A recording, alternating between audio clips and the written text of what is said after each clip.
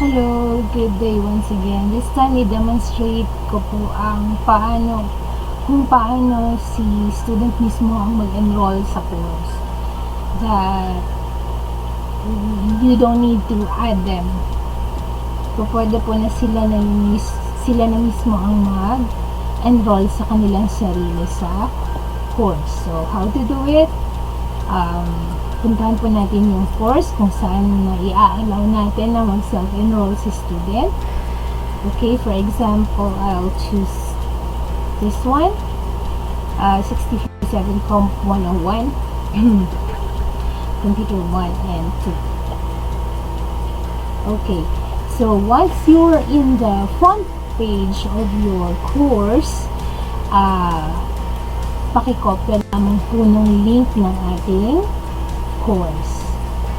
Link na nasa address bar po ng ating browser. And then, copy it sa notepad or kung saan man. Or you can just copy it and then, so ganun naman po, i-copy lang po muna natin. Next is, puntahan po natin yung participants, which is found sa course dashboard. Ano po? So, as of now, ako pa lang po yung participant. I have not added students yet. So, again, what I'm demonstrating is how two students enroll themselves sa course. So, once you have clicked the participants na icon dun po sa ating course dashboard, go to the gear for the settings, gearbox ng ating settings, and then from there, maybe ganito po yung display. Select users, and then go to enrollment methods. So yun po, from the gearbox, from the settings na gearbox, you go to users and enrollment methods. At lalabas po ito. In my case, na-enable ko na po kasi yung self-enrollment. So, sa settings ko. So, yan po ang lumabas. But in case na ganito po, hindi po, hidden po yung enrollment, self-enrollment niyo. What you will have to do is just click on the I to enable it. Yan. Parang ganyan lang mo po. I-enable lamang po si I. Medyo mahina ang internet connection ko, so hindi masyadong nagre-react agad-agad. So I will just disable this. Okay, so matagal nga ang reaction ng page. Hindi na yung internet ko. Now next is you go to the settings for that for self-enrollment or yung edit ng self-enrollment na tab. So, let's go here. Click on this one. Okay, pasensya na po. Hindi na yung aking internet connection. So,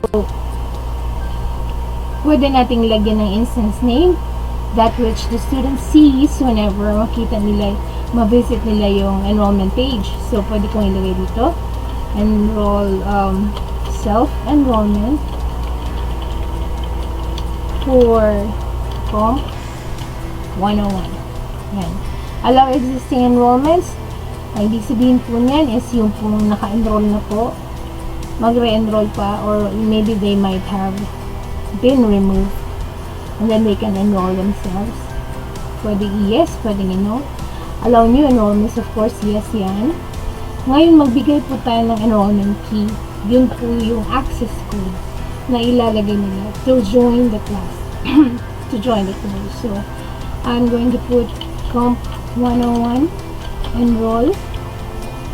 Let's see if I've typed it correctly. Ayan po, Comp 101 enroll. So, that's what they will have to provide to be able to join the course. Use group enrollment keys, just ignore.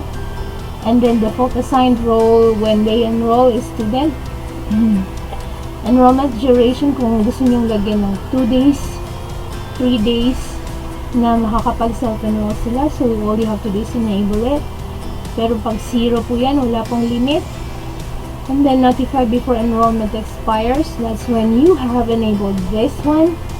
And then, so I will just skip this part. Unenroll inactive after. So I will just skip all these parts and then save changes. So that means I have enabled self-enrollment and also provided an enrollment key. So pagbalik natin, nagbago po yung yung I, na hidden po siya. So you would just enable it. I-enable naman po. Ayan.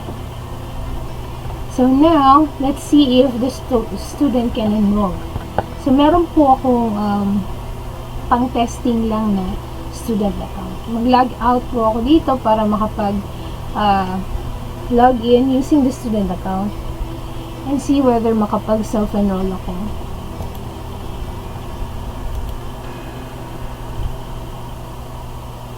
Now I will log in using the test account for student. Supposedly mabilis yung internet natin kasi gabing-gabi na, pero hindi pa rin eh. So ayan, test student.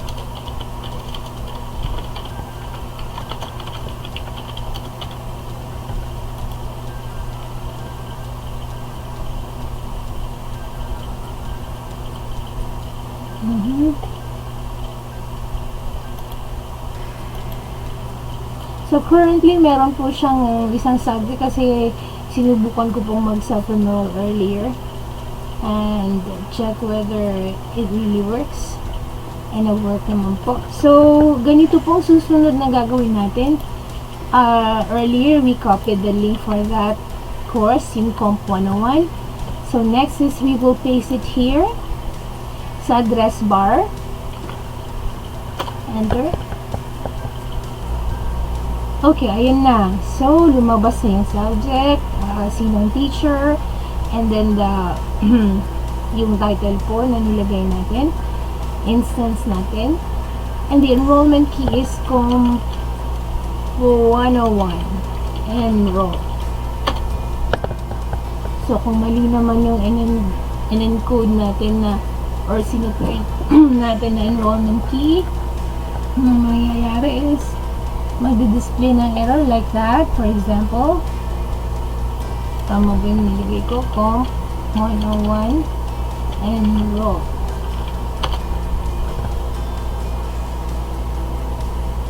Okay, so once you have supplied the correct enrollment key, you will be prompted to this page.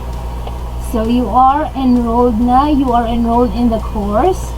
If we will check the course dashboard, there are instances na hindi pa lalabas dun ang pangalan ni student na nag-self-enroll. Okay, let's go back. So ayan, na-enroll na siya, 2 participants na. Pero kapag hindi lumabas yung name ni student, ito po siya, si test student, hindi po lumabas si student dun sa participants, they can just log out and log in. And then mag-update na po yung page. So that's it. That's how you enroll yourself if you're a student. Ano lamang po ang self-enrollment, and they have the option to unenroll themselves too, dahil sila po yung nag-enroll ng kanilang sarili. Okay, I hope you learned from this, and I hope you can apply this. And if you have questions, you can just please feel free to ask me. I made this video so that I can be able to help those teachers na merong pagkarami-raming mga estudyante. Good day! But anyway, if you want to check whether the subject or the student reflects on the teacher's page, ganun pa rin, nakita naman natin dun sa participants, so ganun pa rin. But for checking, let me just show you.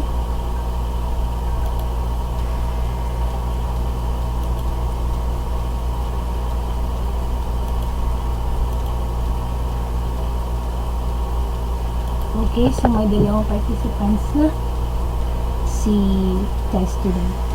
But of course, you can delete the enrollment of the student or any student in the list. Again, that's about it. I hope I have been able to help you. Good day.